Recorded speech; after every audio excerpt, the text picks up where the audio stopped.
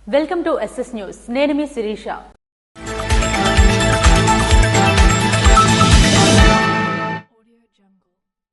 సమాచార ప్రధాన కమిషనర్గా న్యాయశాఖ మాజీ కార్యదర్శి రాజ్ కుమార్ గోయల్ ప్రమాణ స్వీకారం చేశారు. సమాచార ప్రధాన కమిషనర్గా మాజీ ఐఏఎస్ అధికారి న్యాయశాఖ మాజీ కార్యదర్శి రాజ్ కుమార్ గోయల్ ప్రమాణ స్వీకారం చేశారు. రాష్ట్రపతి ద్రౌపది ముర్ము సోమవారం రాష్ట్రపతి భవన్లో ఆయనతో ప్రమాణం చేయించారు. ఈ కార్యక్రమానికి ఉపరాష్ట్రపతి సిపి రాధాకృష్ణన్, కేంద్ర మంత్రి జితేంద్ర సింగ్ తదితరులు హాజరయ్యారు. అనంతరం 8 మంది నూతన సమాచార కమిషనర్లతో రాజ్ కుమార్ గోయల్ కమిషనర్ కార్యాలయంలో ప్రమాణం చేయించారు.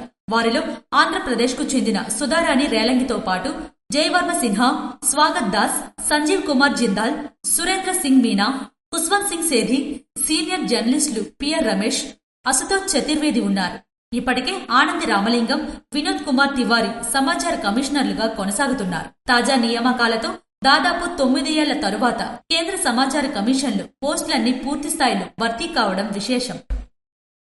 పొట్టి శ్రీరాములు తెలుగు జాతి గుర్తింపునకు పోరాడి ప్రాణాలర్పించిన ఏకైక మహానీయుడని సీఎం చంద్రబాబు కొనియాడారు. అమరజీవి పొట్టి శ్రీరాములు ఒక కులానికి చెందిన వ్యక్తి కాదు, ఆయన తెలుగు ప్రజల ఆస్తి, సెంటిమెంట్ అని ముఖ్యమంత్రి నారా చంద్రబాబు నాయుడు వ్యాఖ్యానించారు. తెలుగు జాతి గుర్తింపునకు పోరాడి ప్రాణాలర్పించిన ఏకైక మహానీయుడని కొనియాడారు. పొట్టి శ్రీరాముల త్యాగాన్ని భావితరాలు గుర్తు పెట్టుకునేలా తాను ఉప ముఖ్యమంత్రి పవన్ కళ్యాణ్ ఆయన స్ఫూర్తిని ముందుకు తీసుకువెళ్తున్నామని తెలిపారు. 58 రోజుల పాటు ఆమరణ నిరాహార దీక్ష చేసి ప్రాణత్యాగం చేసేందుకు గుర్తుగా రాజధాని అమరావతిలో 58 అడుగుల విగ్రహాన్ని ప్రతిష్ఠిస్తున్నామన్నారు. దీనికి స్టాట్యూ ఆఫ్ సాక్రిస్ గా పేరు పెడతామన్నారు. 6.8 ఎకరాల్లో మెమోరియల్ పార్కు తీర్చిదిద్దుతామన్నారు. దీనికి పొట్టి శ్రీరాములు శృతివనంగా నామకరణం చేశామని సీఎం వివరించారు. ఇప్పుడే అందరూ చెప్పారు, 58 రోజుల త్యాగం. డిసెంబర్ 15 58 అడుగుల విగ్రహం. అమరావతిలో మొట్టమొదటి మెమోరియల్ పార్క్. అదే సమయంలో 58 అడుగులు ఎత్తుండే ఏకైక విగ్రహం మొట్టమొదట అమరావతిలో ప్రజా రాజధానిలో వస్తుందని చెప్పి కూడా నేను మీకు తెలియజేస్తున్నా. దీనికి 6.8 ఎకరాల భూమి కేటాయించాం. శ్రీరాములు గారి స్మృతివనం అనే పేరు పెట్టాం. జీవిత విశేషాలు, ఆయన చేసిన త్యాగం ఏ విధంగా భావితరాలకు స్ఫూర్తిదాయకంగా ఉండాలనో అవన్నీ కూడా గుర్తుండే విధంగా మనం ముందుకు తీసుకెళ్తాం. విజయవాడలోని తుమ్మపల్లి కళాక్షేత్రంలో సోమవారం నిర్వహించిన పొట్టి శ్రీరాములు ఆత్మార్పణ దినం కార్యక్రమంలో చంద్రబాబు ప్రసంగించారు. ఆయన చిత్రపటానికి, విగ్రహానికి పూలమాలలు వేసి నివాళులర్పించారు. పొట్టి శ్రీరాములు జీవిత విశేషాలతో కూడిన ఫోటో గ్యాలరీని సందర్శించారు. అమరజీవికి కుటుంబ సభ్యులు గునుపూడి హనుమంతరావు, సత్యనారాయణరావు, నరసింహరావు, సుబ్రహ్మణ్యం, కుండా ప్రతిభలను సత్కరించి జ్ఞాపికలను అందించారు. అనంతరం చంద్రబాబు ప్రసంగించారు. 6 వయసుల కులదైవ్యం వాసవి కన్యక పరమేశ్వరి దేవి ఆత్మార్పణ దినాన్ని అధికారికంగా ప్రకటించామన్నారు. అమ్మవారు జన్మించి పశ్చిమ గోదావరి జిల్లా పెనుమకొండ గ్రామాన్ని వాసవి పెనుకొండగా మార్చామన్నారు. అక్కడ బ్రహ్మాండమైన దేవాలయాన్ని కట్టించి పర్యాటక కేంద్రంగా దివ్యక్షేత్రంగా మారుస్తామన్నారు. త్వరలో గుప్తా, షష్ఠి, వైశ్య, కోమటి తదితరులకు వేరువేరుగా కాకుండా ఆర్యవైశ్యులుగానే కుల ధృవీకరణ పత్రాలు ఇచ్చేలా చర్యలు తీసుకుంటామని చంద్రబాబు హామీ ఇచ్చారు. ఆర్యవైశ్యులకు కుల దైవం వాసవి కన్యకా పరమేశ్వరి ఆత్మార్పణ దినాన్ని అధికారికంగా ప్రకటించాం. అది ఎప్పటికప్పుడు చేస్తున్నాం. ఇంకొక పక్కన మీరు చూస్తే అమ్మవారు జన్మించిన పశ్చిమ గోదావరి జిల్లా పెనుగొండ గ్రామం పేరు వాసవి పెనుగొండ అని మార్చడం కూడా జరిగింది. తప్పకుండా ఒక రోజున వాసవి పెనుగొండ ఒక పర్యాటక కేంద్రమే కాకుండా ఒక దివ్య క్షేత్రంగా తయారవుతుందని చెప్పి కూడా నేను మీకు తెలియజేస్తున్నా. ప్రతి ఒక్క ఊర్లో టెంపుల్ కడుతున్నారు. ఆ తల్లి పుట్టిన పెనుగొండలో బ్రహ్మాండమైన టెంపుల్ కట్టి దేశంలో ఉండే ఆర్య వయస్సులే కాకుండా ప్రతి ఒక్కరూ వచ్చి తల్లి అనుగ్రహం పొందే విధంగా చేయాల్సిందిగా కూడా మీ అందరికీ విజ్ఞప్తి చేస్తున్నా. చేస్తారని చెప్పి ఆశిస్తున్నా. ఆర్య వయస్సుల విన్నపం మేరకు కొంతమంది సర్టిఫికెట్లన్నీ రకరకాలుగా ఇచ్చేవాళ్లు.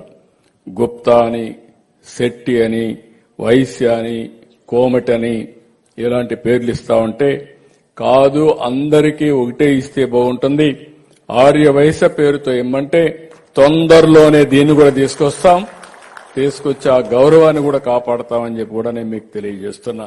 ఆర్యవైశ్యులు వెతరనశీలురని ప్రశంసించారు. ఎంటర్ప్రెన్యూర్గా ఎదగాలని, మహిళలు ప్రభుత్వ కార్పొరేషన్ రుణాలు అందించేందుకు ముందుకు రావాలని పిలుపునిచ్చారు.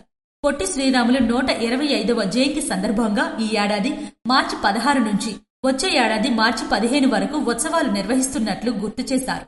సమావేశంలో మంత్రి Savita, MLA Bonda Umamaheswararao, Aryavysya corporation chairman Dunde Rakesh మాట్లాడారు. భాషా సాంస్కృతిక శాఖ ప్రత్యేక ప్రధాన కార్యదర్శి అజయ్ జైన్, జీఏడీ ముఖ్య కార్యదర్శి సురేష్ కుమార్ తదితరులు పాల్గొన్నారు. భోగాపురం అంతర్జాతీయ విమానాశ్రయాన్ని అందంగా సిద్ధం చేస్తున్నామన్న కేంద్ర మంత్రి కింజరాపు రామ్మోహన్ నాయుడు. భోగాపురం అంతర్జాతీయ విమానాశ్రయాన్ని అందంగా సిద్ధం చేస్తున్నామని కేంద్ర మంత్రి కింజరాపు రామ్మోహన్ నాయుడు వెల్లడించారు. వచ్చే నెల ట్రయల్ రన్ కూడా నిర్వహిస్తున్నట్లు పేర్కొన్నారు. విశాఖలో రాడిసన్ బ్లూ రిసార్ట్లు రాష్ట్ర మంత్రి లోకేష్ సమక్షంలో జిఎంఆర్ మాన్సన్ ఏవియేషన్ ఎడ్యుసిటీ ప్రాజెక్టుకు సంబంధించి ఒప్పందం జరిగింది. ఈ సందర్భంగా నిర్వహించిన ప్రాజెక్టు ప్రారంభ కార్యక్రమంలో రామ్మోహన్ నాయుడు మాట్లాడారు. వచ్చే నెల ఏడాది జూన్ నాటికి ఎయిర్పోర్ట్ను ప్రారంభించాలనుకున్నామని, కానీ ఒక నెల ముందుగానే అందుబాటులోకి తీసుకువస్తున్నామన్నారు. ఎడ్యుసిటీ ఉంటే ఎన్నో విద్యాలయాలు, యూనివర్సిటీలు పెట్టుకోవచ్చన్నారు. ఏవియేషన్ రంగంలో శిక్షణ ఇచ్చేందుకు ఇది ఉపకరిస్తుందన్నారు. భోగాపురం ఎయిర్పోర్ట్ నిర్మిస్తున్నాం, చాలా అందంగా వస్తుంది. అతి త్వరలోనే దాన్ని ప్రారంభోత్సవం కూడా చేసుకోబోతున్నాం. మరొక నెల రోజుల్లో వ్యాలిడేషన్ ఫ్లైట్ కూడా అక్కడ స్టార్ట్ చేయబోతున్నాం. దానితో పాటు జూన్ మాసానికి పెట్టుకున్నాం, కానీ నేను మళ్లీ చెప్పాను, వీలైతే ఇంకో నెల ముందే ఆ ఎయిర్పోర్ట్ ను కూడా ప్రారంభించాలని రాజుగారు కూడా ఈ సందర్భంగా మరొకసారి గుర్తు చేస్తున్నాను. అలాగే దానితో పాటు ఒక ఎడ్యుకేషన్ కి సంబంధించి ఒక యూనివర్సిటీ ఏర్పాటు చేయాలని ముందు మనకున్న ఆలోచన. కానీ ఆలోచనలో అందరూ కూడా సమిష్టిగా దాని మీద మంతనం చేసిన తర్వాత, ముఖ్యంగా లోకేష్ అన్న గారు దాంట్లో ఇన్వాల్వ్ అయి, యూనివర్సిటీ అనంటే కేవలం ఒక్క సెట్ ఆఫ్ స్కిల్సే మనం చేయగలమేమో, ఈ యొక్క యూనివర్సిటీ కేవలం మన ఉత్తరాంధ్రకు, భారతదేశానికో సంబంధించినటువంటి కేంద్రంగా ఉండకూడదు. ప్రపంచంలో ఉన్న యూనివర్సిటీలకు అన్నిటికీ ద బెస్ట్ గా ఇక్కడ తయారు చేయాలని ఎప్పుడైతే ఆ ఆలోచన లోకేష్ అన్న గారు జోడించారో, యూనివర్సిటీని కాస్త ఎడ్యుసిటీగా మార్చాం. ఎడ్యుసిటీ తాలూకా ప్రత్యేకత ఏంటంటే, అందులో ఎన్ని యూనివర్సిటీలైనా మనకు పెట్టేటటువంటి సామర్థ్యం మనం కల్పించబోతున్నాం. ఎక్కడెక్కడైతే ఏవియేషన్ కి సంబంధించినటువంటి బెస్ట్ యూనివర్సిటీలు, బెస్ట్ కాలేజెస్ ఏవైతే ఉన్నాయో వాటన్నిటికీ కూడా ఈ ఎడ్యుసిటీ ఒక కేంద్రంగా మారాలి, ఒక వేదికగా మారాలనే ప్రయత్నంతో రేపు రాబోతున్న రోజుల్లో మనం కృషి చేయబోతున్నాం. అయితే ఈ యొక్క యూనివర్సిటీ ఎడ్యుసిటీలో చదివేటటువంటి వ్యక్తులు కేవలం మన డొమెస్టిక్ డిమాండ్ కి సంబంధించిన వాళ్లే కాదు, ప్రపంచంలో కూడా ఎక్కడైనా పనిచేసేటటువంటి సామర్థ్యం వాళ్ళకి కల్పించాలనేది మన ఆలోచన. మనం ఎప్పుడు కూడా ఉత్తరాంధ్ర ప్రాంతం నుంచి పని కోసం బయటికి వెళ్లే రోజుల నుంచి ఇక్కడ పని కోసం వెతుక్కుంటూ, ట్రైనింగ్ కోసం వెతుక్కుంటూ, స్కిల్లింగ్ కోసం వెతుక్కుంటూ మన ఉత్తరాంధ్ర ప్రాంతం వచ్చే విధంగా రేపు ఈ యొక్క విశాఖపట్నం మన తాలూకా ఉత్తరాంధ్ర ప్రాంతం తయారవబోతుందని తెలియజేసుకుంటున్నాను. అంతర్జాతీయ విమానాశ్రయం నిర్మిస్తున్న భోగాపురం ప్రాంతాన్ని తొలి ఇంటిగ్రేటెడ్ ఎడ్యుకేషన్ ఇన్నోవేషన్ హబ్ గా ప్రభుత్వం నెలపనుంది. దీనిలో భాగంగా విజయనగరం విశాఖపట్నం సరిహద్దుల్లో దేశంలోనే తొలి ఏవియేషన్ ఎడ్యుకేషన్ సిటీ ఏర్పాటు చేయనుంది. Goa governor, Manson trust chairman Pusapati Ashok Gajapathiraju, GMR group సంస్థల చైర్మన్ గ్రంథి మల్లికార్జునరావు ఈ ప్రాజెక్టులో కీలకం కానున్నారు. దీనికి జిఎంఆర్ మాన్సస్ ఎడ్యుసిటీ ప్రాజెక్ట్ నామకరణం చేశారు. మెక్సికోలో కుప్పకూలిన విమానం ప్రమాదంలో 7గురు దుర్మరణం. మెక్సికోలో ఘోర ప్రమాదం జరిగింది. ఓ చిన్న ప్రైవేట్ విమానం కూలిపోయింది. ఈ ఘటనలో 7గురు ప్రాణాలు కోల్పోయారు. మెక్సికో అధికారులు తెలిపిన వివరాల ప్రకారం టోలుకా విమానాశ్రయానికి 5 కిలోమీటర్ల దూరంలో ఉన్న శామటియో అటెన్కోలో ఈ ఘటన జరిగింది.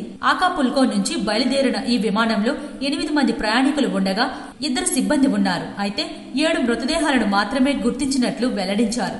సాకర్ మైదానంలో అత్యవసరంగా ల్యాండింగ్ చేయడానికి ప్రయత్నిస్తుండగా అక్కడ ఉన్న ఓ పరిశ్రమ పైకప్పును ఢీకొట్టింది. దీంతో పెద్ద ఎత్తున మంటలు చెలరేగాయి. ఈ ప్రమాదానికి గల కారణాలు ఇంకా తెలియరాలేదన్నారు. దీనిపై దర్యాప్తు జరుగుతుందన్నారు. ఇక శానా మాటియో అటెన్కో మేయర్ ఆనా మునిజ్ మిలేనియా మాట్లాడుతూ, పెద్ద ఎత్తున మంటలు చెలరేగడంతో చుట్టుపక్కల ప్రాంతాల్లోని ప్రజలు సురక్షిత ప్రాంతాలకు తరలించినట్లు తెలిపారు. 3 కేంద్ర మంత్రులను మర్యాదపూర్వకంగా కలిసిన ఐటీ శాఖ మంత్రి నారా లోకేష్.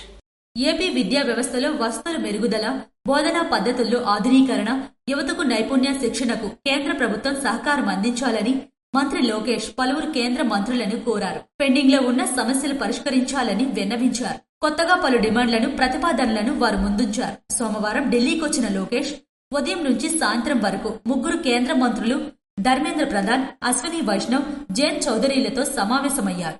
ఆయన వెంట కేంద్ర మంత్రులు రామ్మోహన్ నాయుడు, పెమ్మసాని చంద్రశేఖర్, తెదేపా పార్లమెంటరీ పార్టీ నాయకుడు కృష్ణదేవరాయలు, ఇతర ఎంపీలు ఉన్నారు.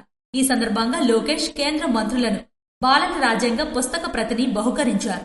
భేటీ సందర్భంగా రాష్ట్రానికి సంబంధించిన పలు డిమాండ్లను లోకేష్ వివరించారు. సమగ్ర శిక్ష సంస్కరణల్లో భాగంగా చేపట్టిన స్టార్స్ ప్రాజెక్ట్ కింద రాష్ట్రానికి 4,400 కోట్లు ఆర్థిక సాయం అందించండి.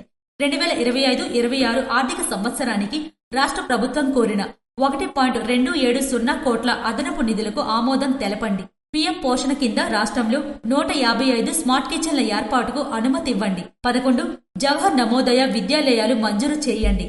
రాష్ట్రానికి ఇటీవల కేటాయించిన 12 కేంద్రీయ విద్యాలయాలను త్వరగా సాకారమయ్యేలా చర్యలు తీసుకోండి అని విన్నవించారు. గుంటూరు జిల్లా చినకాకానిలో అభివృద్ధి చేసిన మోడల్ ఆర్టిజన్ స్పోర్ట్స్ సెంటర్ ప్రారంభోత్సవానికి రావాలని ధర్మేంద్ర ప్రధాన్ ను ఆహ్వానించారు. రాష్ట్ర ప్రభుత్వం ఇటీవల చేపట్టిన వినూత్న కార్యక్రమాలను లోకేష్ వివరించారు.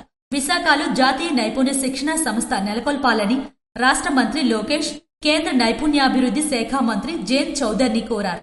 ఇందుకోసం విశాఖపట్నం జిల్లా పెదగంట్యాడలో 5 ఎకరాల స్థలం రాష్ట్ర ప్రభుత్వం గుర్తించి ఖరారు చేసిందని తెలిపారు.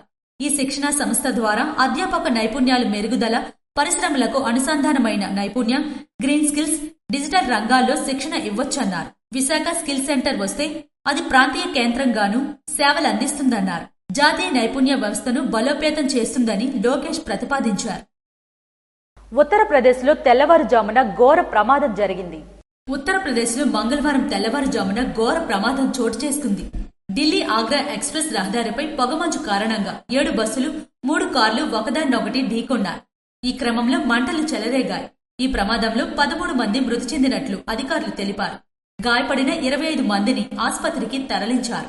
యమునా ఎక్స్ప్రెస్ వేలోని ఆగ్రా నోయిడా క్యారేజ్ వేపై ఈ ప్రమాదం జరిగిందని సూపరింటెండెంట్ శుక్లా కుమార్ పేర్కొన్నారు. దట్టమైన పొగమంచు వల్ల వాహనాలు ఒకదాన్నొకటి ఢీకొన్నట్లు తెలిపారు. దీంతో భారీగా మంటలు చెలరేగాయని, బస్సులు, కార్లు నిమిషాల్లోనే దగ్ధమయ్యాయన్నారు. మంటల్లో చిక్కుకున్న ప్రయాణికులు ప్రాణభయంతో పరుగులు తీశారు. స్థానికుల సమాచారంతో అగ్నిమాపక దళాలు, పోలీస్ బృందాలు, అంబులెన్స్లు ఘటనా స్థలానికి చేరుకున్నారు. మంటలు అదుపు చేసేందుకు ప్రయత్నిస్తున్నారు. క్షతగాత్రులను స్థానిక ఆసుపత్రికి తరలించి చికిత్స అందిస్తున్నారు. పలువురు పరిస్థితి విషమంగా ఉన్నట్లు తెలుస్తుంది. ఈ ప్రమాదం నేపథ్యంలో ట్రాఫిక్ కొంతమేర స్తంభించింది. శిథిలాలను పక్కకు తీసేందుకు అధికారులు చర్యలు చేపట్టారు.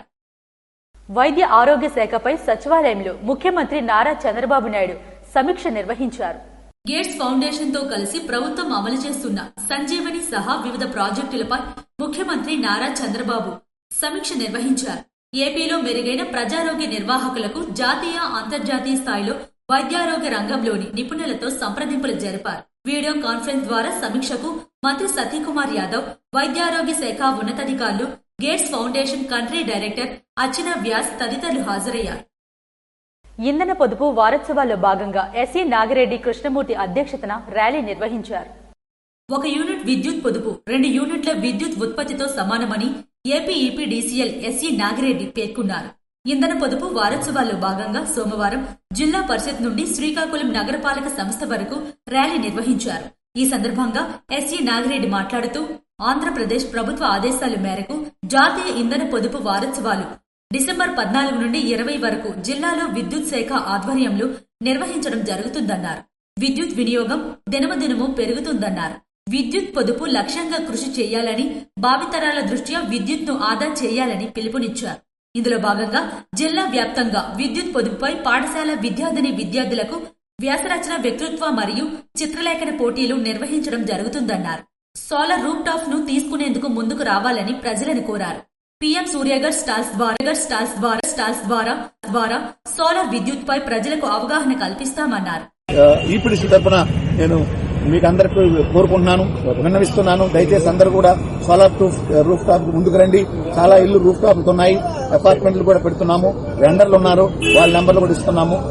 మనకి భావితరాలకి సేవ చేసే అదృష్టం ఇది. ఎందుకంటే నానాటికి మన విద్యుత్ ఉత్పత్తి అవ్వడానికి కావాల్సినటువంటి ఆయిల్, బొగ్గు అన్ని కూడా అయిపోతుంటాయి, పర్మనెంట్ కాదు, ఒకనాటికి అయిపోతాయి. కాబట్టి పర్మనెంట్ సోర్స్ మనకి సోలార్. కాబట్టి సోలార్ ని విండ్ రూపాన్న బాగా పెద్ద ఎత్తున గవర్నమెంట్ చేపట్టింది. అలాగే ఇది కూడా మనం చేయాలి. ప్రైవేటు హాస్పిటల్స్, కమర్షియల్ యాక్టివిటీస్ అన్ని కూడా మేము కోరుతున్నాము. అందరూ కూడా ముందుకు రండి. మాకు దీనికి నోడల్ ఆఫీసర్ గా మా ఈ టెక్నికల్ గారిని మేము నోడల్ ఆఫీసర్, జిల్లా నోడల్ ఆఫీసర్ తీసాం. నా నెంబర్ తర్వాత అండి 9440812387. మీకు ఈ విద్యుత్ సోలార్ మీరు ఎటువంటి డౌట్లున్నా, సందేహాలున్నా మీరు వారిని ఎప్పుడైనా మీరు మాట్లాడొచ్చు, కలవచ్చు. సోలార్ రూఫ్ టాప్ పై సబ్సిడీ ఇవ్వడం జరుగుతుందన్నారు. ఈ కార్యక్రమంలో special deputy collector Padmavati, EE technical G Suresh Kumar, విద్యుత్ సిబ్బంది, విద్యార్థులు, ప్రజలు పాల్గొన్నారు. అక్షయ పాత్ర ఫౌండేషన్ ఉదయం పోషకాహార కార్యక్రమంలో ముఖ్య అతిథిగా ఎమ్మెల్యే కోన రవికుమార్ పాల్గొన్నారు. పిల్లల ఆకలిని తీర్చి పోషకాహారాన్ని అందించడంలో అక్షయ పాత్ర ఫౌండేషన్ చేస్తున్న సేవలు ఎంతో ఉపయోగకరమని స్థానిక శాసనసభ్యులు పీయూసీ చైర్మన్ కోన రవికుమార్ ప్రశంసించారు. ఆమ్దల్వలసలోని లక్ష్మీనగర్ పురపాలక సంఘ ఉన్నత పాఠశాలలో సోమవారం అక్షయ పాత్ర ఫౌండేషన్ ప్రారంభించిన ఉదయం పోషకాహార కార్యక్రమంలో ముఖ్య అతిథిగా పాల్గొని ఆయన మాట్లాడారు. ఈ కార్యక్రమం లక్ష్యం తరగతులు ప్రారంభం కాకముందే విద్యార్థులు ఆకలిని తీర్చి వారికి పోషకాహారాన్ని అందించడమేనని రవికుమార్ ఈ సందర్భంగా తెలిపారు. ఉదయం అల్పాహారం లేకుండా పాఠశాలలకు వస్తున్న పిల్లలను గుర్తించి ఈ ఫౌండేషన్ వారంలో 3 రోజులు చిరుధాన్యాలతో చేసిన చెక్కి, వేరుశెనగలు, స్నాక్స్ మరియు ప్రోటీన్ బార్ వంటివి బలమైనవి ఆహారాన్ని అందించడానికి ఈ కార్యక్రమాన్ని ప్రయోగాత్మకంగా ప్రారంభించిందని నిర్వాహకులు తెలిపారు. ఈ సందర్భంగా ఎమ్మెల్యే స్వయంగా పిల్లలకు ఆహారాన్ని పంపిణీ చేశారు. ఈ కార్యక్రమంలో మున్సిపల్ కమిషనర్ తమ్మినేని రవి, మాజీ మున్సిపల్ చైర్మన్ తమ్మినేని గీతా విద్యాసాగర్, మండల విద్యాశాఖ అధికారులు అప్పలనాయుడు, అక్షయ పాత్ర ఫౌండేషన్ రీజనల్ మేనేజర్ రామ్మోహన్ తదితరులు పాల్గొన్నారు. అర్జీలకు సత్వర పరిష్కారం చూపాలని జిల్లా కలెక్టర్ స్వప్నిల్ దినకర్ అధికారులను ఆదేశించారు. అర్జీలకు సత్వర పరిష్కారం చూపాలని జిల్లా కలెక్టర్ స్వప్నిల్ దినకర్ అధికారులను ఆదేశించారు. సోమవారం టెక్కిలి ఆర్డీఓ కార్యాలయంలో జిల్లా కలెక్టర్తో పాటు జిల్లా జాయింట్ కలెక్టర్ ఫర్మాన్ అహ్మద్ ఖాన్ కలిసి అర్జీదారుల నుండి అర్జీలు స్వీకరించారు. జిల్లా పరిషత్ సమావేశ మందిరంలో నిర్వహించిన ప్రజా ఫిర్యాదుల నమోదు పరిష్కార వేదికలు డిప్యూటీ కలెక్టర్ పద్మావతి, ప్రత్యేక అధికారి రిటైర్డ్ డిఆర్డీఓ ఎం వెంకటేశ్వరరావులు అర్జీదారుల నుండి అర్జీలు స్వీకరించారు. ఈ సందర్భంగా ఆయా సమస్యలకు సంబంధించి వివిధ శాఖలకు 175 అర్జీలను స్వీకరించారు. అర్జీ స్వీకరణలో టెక్కిలిలో కలెక్టర్తో పాటు RDO Krishnamurthy, DRDA PD Kiran Kumar తదితరులు ఉన్నారు. టెక్కలి, శ్రీకాకుళంలో నిర్వహించిన కార్యక్రమంలో జిల్లా అధికారులు తదితరులు పాల్గొన్నారు. రఘురామకృష్ణరాజును సిఐడి కస్టడీలో హింసించిన కేసులో ఐపీఎస్ అధికారి పివి సునీల్ కుమార్ ను పోలీసులు విచారించారు. రఘురామకృష్ణరాజును కస్టడీలో ఏం ఆశించి కొట్టారు, కొట్టేందుకు వచ్చిన వ్యక్తులెవరు, ఆ వ్యవహారంలో మీ పాత్ర ఏమిటి అంటూ సిఐడి మాజీ చీఫ్ ఐపీఎస్ అధికారి పివి సునీల్ కుమార్ ను దర్యాప్తు అధికారి విజయనగరం ఎస్పీ దామోదర్ ప్రశ్నించారు. సుమారు 5 గంటల పాటు సాగిన విచారణలో అనేక ప్రశ్నలు సంధించిన సునీల్ ముక్తసరి సమాధానాలే చెప్పినట్లు విశ్వసనీయ సమాచారం. వైకాపా ప్రభుత్వ హయాంలో అప్పటి నర్సాపురం ఎంపీ, ప్రస్తుత శాసనసభాపతి రఘురామకృష్ణరాజును సిఐడి కస్టడీలో హింసించిన కేసులు నాటి CID chief PV Sunil Kumar ప్రధాన నిందితుడుగా ఉన్నారు. సోమవారం ఉదయం ఆయన విచారణ నిమిత్తం గుంటూరులోని సిసిఎస్ కు వచ్చారు. విచారణాధికారి దామోదర్ ఉదయం 10 గంటల నుంచి మధ్యాహ్నం 1 గంట వరకు గంటసేపు భోజన విరామం తరువాత సాయంత్రం 4 గంటల వరకు మరోమారు విచారించారు. 2 వీఆర్ఓల సమక్షంలో ఈ ప్రక్రియ పూర్తయింది. సిఐడి కస్టడీలోకి తీసుకున్న రఘురామకృష్ణరాజును చిత్రహింసలు ఎందుకు పెట్టాల్సి వచ్చింది, అలా చేయమని మీకు అప్పటి ప్రభుత్వ పెద్దలు ఏమైనా ఆదేశాలు జారీ చేశారా, ముసుగు ధరించి వచ్చి ఆయన కొట్టిందెవరు అంటూ సునీల్ కుమార్ పై ప్రశ్నల వర్షం కురిపించారు. ఈ ప్రశ్నల్లో కొన్నింటికి మాత్రమే సునీల్ కుమార్ సమాధానమిచ్చినట్లు తెలిసింది. విచారణ మొత్తం తనకేం తెలియదన్నట్లు ప్రవర్తించారని తెలిసింది. విచారణకు సునీల్ సహకరించలేదని మళ్లీ పిలిపించేందుకు నోటీసులు ఇవ్వమన్నారు. విచారణ నేపథ్యంలో పశ్చిమ DSP Aravind, SP Ramanamurthy, CCS DSP Madhusudan Rao బందోబస్తు పర్యవేక్షించారు. రాజకీయాల్లోకి వచ్చే ఆలోచన లేదన్న నారా బ్రాహ్మణి. రాజకీయాల్లోకి వచ్చే ఆలోచన తనకు లేదని మంత్రి నారా లోకేష్ భార్య, heritage food executive director Nara Brahmani స్పష్టం చేశారు. హెరిటేజ్ ఫుడ్ సంస్థకే తన తొలి ప్రాధాన్యమని, దాని ద్వారా సమాజంపై గొప్ప ప్రభావం చూపించే అవకాశం తనకు లభించిందని ఆమె పేర్కొన్నారు. బిజినెస్ టుడే సంస్థ ఈ నెల 12న ముంబైలో నిర్వహించిన మోస్ట్ పవర్ఫుల్ ఉమెన్ 2025 కార్యక్రమంలో బ్రాహ్మణి పాల్గొన్నారు. ఈ సందర్భంగా ఒకవేళ చంద్రబాబు మిమ్మల్ని రాజకీయాల్లోకి రావాలని కోరితే ఏమంటారని నిర్వాహకులు ప్రశ్నించారు. దానికి ఆమె స్పందిస్తూ, రాజకీయాలు నాకు ఆసక్తికరమైన రంగం కాదని స్పష్టంగా సమాధానమిచ్చారు.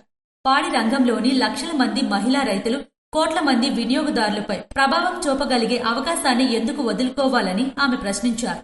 తనకు వ్యక్తిగతంగా ఆరోగ్యం, పోషణ రంగాలపై చిన్నప్పటి నుంచి ఎంతో ఆసక్తి ఉందని, ప్రస్తుతం ఆ రంగంలోనే పనిచేయడం సంతృప్తినిస్తుందని బ్రాహ్మణి వివరించారు. ఈ వ్యాఖ్యలతో తన రాజకీయ ప్రవేశంపై వస్తున్న ఊహాగానాలకు ఆమె తెరదించారు. ఆర్టీసీ బస్సుకు తప్పిన పెను ప్రమాదం. బత్తిలి నుంచి శ్రీకాకుళం వైపు వెళ్తున్న ఆర్టీసీ బస్సుకు పెను ప్రమాదం తప్పింది. రోడ్డు విస్తరణ పనులు జరుగుతున్న కారణంగా రోడ్డు పక్కన పెద్ద గోతులు తవ్వి ఉంచారు. శ్రీకాకుళం వైపు వెళ్తున్న ఆర్టీసీ పల్లెవెలుగు బస్సు అదుపు తప్పి గోతులో దిగిపోయింది.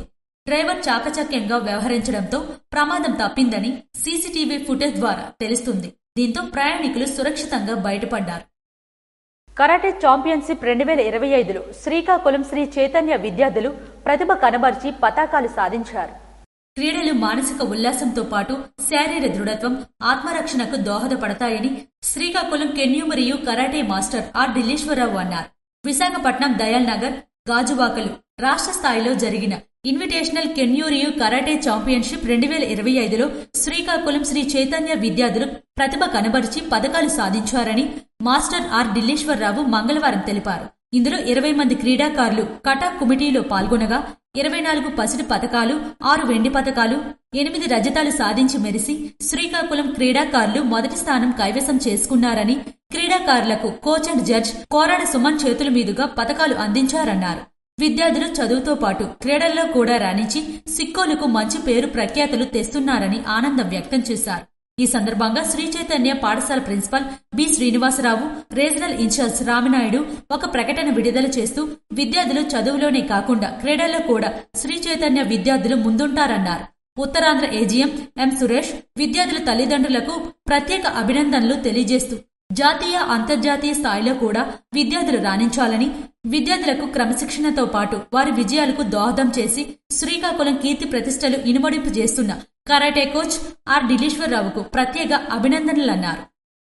విశాఖకు చేరుకున్న మంత్రి నారా లోకేష్ కి ఘన స్వాగతం పలికిన కిమిడి రామ్మల్లిక్ నాయుడు. రాష్ట్ర విద్యా, ఐటీ శాఖల మంత్రి, యువనేత నారా లోకేష్ ఢిల్లీ పర్యటన పూర్తి చేసుకుని మంగళవారం విశాఖపట్నంకు చేరుకున్నారు. విశాఖ విమానాశ్రయంలో తెలుగుదేశం పార్టీ శ్రేణులు, అభిమానులు, ప్రజాప్రతినిధులు మరియు కార్యకర్తలు ఆయనకు భారీ ఎత్తున స్వాగతం పలికారు. ఈ సందర్భంగా టీడీపీ యువనేత, రాష్ట్ర కార్యదర్శి కిమిడి రామ్మల్లిక్ నాయుడు లోకేష్ కి స్వాగతం పలకడం ఎంతో ఆనందంగా మరియు గర్వంగా ఉందని తెలియజేశారు. యువతకు, ఐటీ రంగానికి మరియు రాష్ట్రాభివృద్ధికి ఆయన చేస్తున్న కృషి ఎంతో ప్రశంసనీయమన్నారు.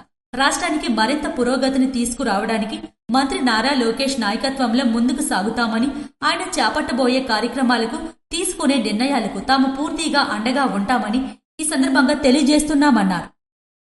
అంగన్వాడీ సూపర్వైజర్లకు, టీచర్లకు 5G ఫోన్లు అందించిన ఎమ్మెల్యే ఎంజీఆర్.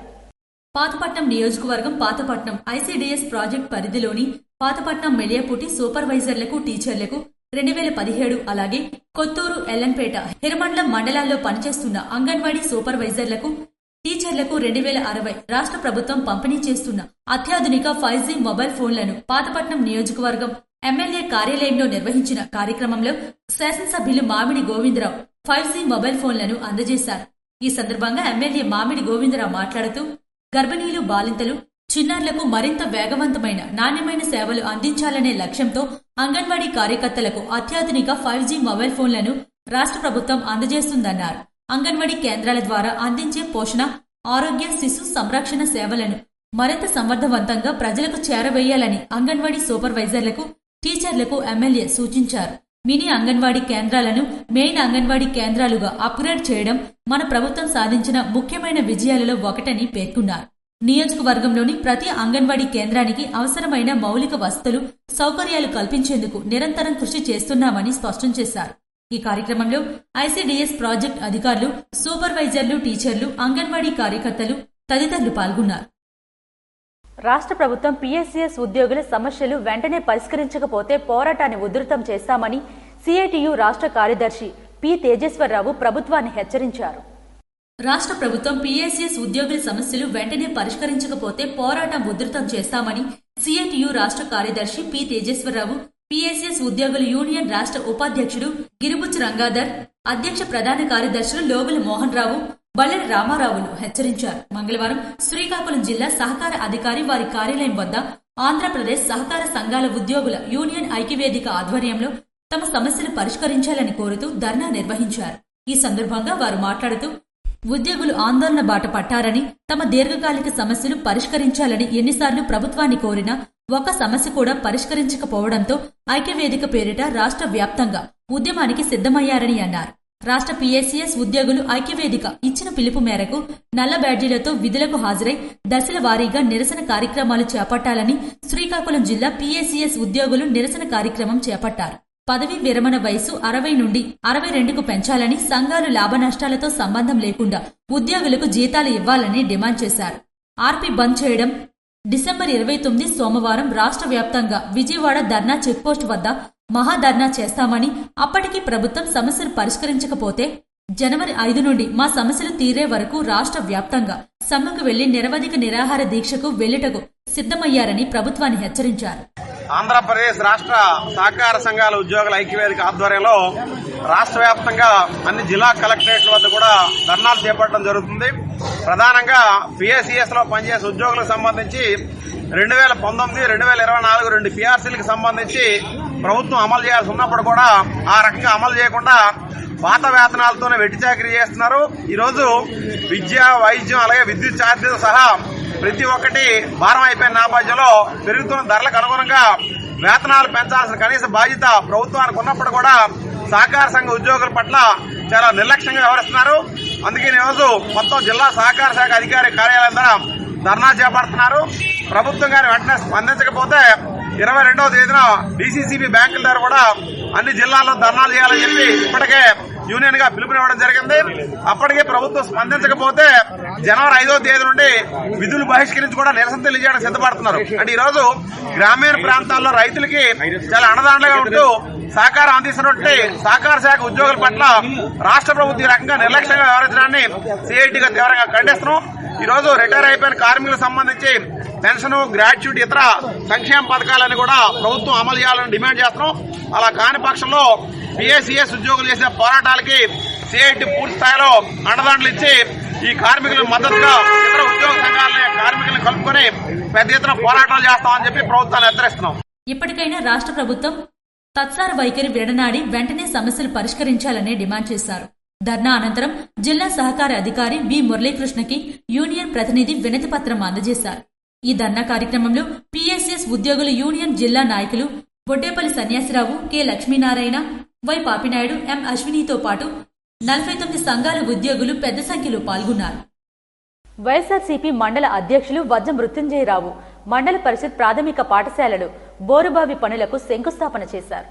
శ్రీకాకుళం జిల్లా కంచిలి మండల పరిధిలోని మకరాపురం గ్రామ పంచాయతీ సాలిన పుట్టుక మండల పరిషత్ ప్రాథమిక పాఠశాలలో విద్యార్థులకు తాగునీటి సదుపాయం లేని విషయాన్ని గ్రామ పెద్దలు, గ్రామస్తులు, ఉపాధ్యాయులు, స్థానిక నేత వైఎస్ఆర్సీపీ మండల అధ్యక్షులు వజ్జ మృత్యుంజయరావు దృష్టికి తీసుకువచ్చారు. ఆయన తక్షణమే స్పందించి తన సొంత నిధులతో సుమారు 1,50,000 రూపాయలు అంచనా వ్యయంతో పాఠశాల బోరుబావి పనులకు భూమి పూజ చేసి కొబ్బరికాయ కొట్టి శంకుస్థాపన చేశారు. ఈ సందర్భంగా ఆయన మాట్లాడుతూ విద్యార్థుల ఆరోగ్యం, విద్యకు తాగునీరు ఎంతో అవసరమని, భవిష్యత్తులో కూడా పాఠశాలకు అవసరమైన మౌలిక సదుపాయాల కల్పనకు తన వంతు కృషి కొనసాగిస్తానని ఆయన తెలిపారు. ఈ కార్యక్రమంలో స్థానిక ఎంపీటీసీ ప్రతినిధి ఏలుసూరి అప్పారావు, వజ్జ కృష్ణారావు, సాలిని భాస్కర్రావు, మద్దుల త్రినాథ్, సాలిని బాలస్వామితో పాటు గ్రామ పెద్దలు, ఉపాధ్యాయులు, యువకులు తదితరులు పాల్గొన్నారు. ఉమ్మడి చిత్తూరు జిల్లాలో జరిగిన ర్యాలీలో పాల్గొన్న మాజీ మంత్రి రోజా. మెడికల్ కాలేజీల ప్రైవేటీకరణకు వ్యతిరేకంగా వైసీపీ కోటి సంతకాల ర్యాలీలు నిర్వహిస్తుంది. ఈ మేరకు ఉమ్మడి చిత్తూరు జిల్లాలో జరిగిన ర్యాలీలో మాజీ మంత్రి రోజా పాల్గొన్నారు. ఈ సందర్భంగా ఆమె మాట్లాడుతూ సీఎం చంద్రబాబుపై విమర్శలు గుప్పించారు. 4 సార్లు సీఎం అయిన చంద్రబాబు ఒక్క కాలేజీ అయినా కట్టారా అని ప్రశ్నించారు. వైఎస్ జగన్ 17 మెడికల్ కాలేజీలకు అనుమతులు తీసుకువచ్చి 7 కాలేజీలను పూర్తి చేశారని అన్నారు. సిబిఎన్ 10 కాలేజీలను కూడా కట్టలేకపోతున్నాడని వ్యాఖ్యానించారు. ఈ రోజు రాష్ట్రంలో 175 నియోజకవర్గాల్లో ప్రతి ఇంటికి వెళ్లి ఈ ప్రభుత్వ మెడికల్ కాలేజీలు ప్రైవేటీకరించడం మీకు ఓకేనా కాదా అంటే ప్రజలందరూ ముక్త కంఠంతో ఇది ప్రభుత్వమే కట్టాలి, ప్రైవేటీకరణకు మేము వ్యతిరేకమని సంతకాలు చేయడం జరిగింది. జగన్మోహన్ రెడ్డి గారు 17 మెడికల్ కాలేజీలకి శ్రీకారం చుట్టాడు. పర్మిషన్స్ తెచ్చి వాటిని కన్స్ట్రక్ట్ చేయడం కూడా జరిగింది. 7 పూర్తి చేశాడు. మిగతా 10 పూర్తి చేయాల్సిన బాధ్యత కూటమి ప్రభుత్వం మీద ఉంటే, ఈ రోజు నాకు 40 ఏళ్ల సర్వీస్ ఉంది, నేను ఢిల్లీలో చక్రం తిప్పి హైదరాబాద్ కట్టానని చెప్పుకునే వ్యక్తి కనీసం 10 మెడికల్ కాలేజీలు కట్టలేకపోతున్నాడంటే ఎంత సిగ్గుచేటో ఒకసారి మీ అందరూ కూడా ఆలోచించాలి.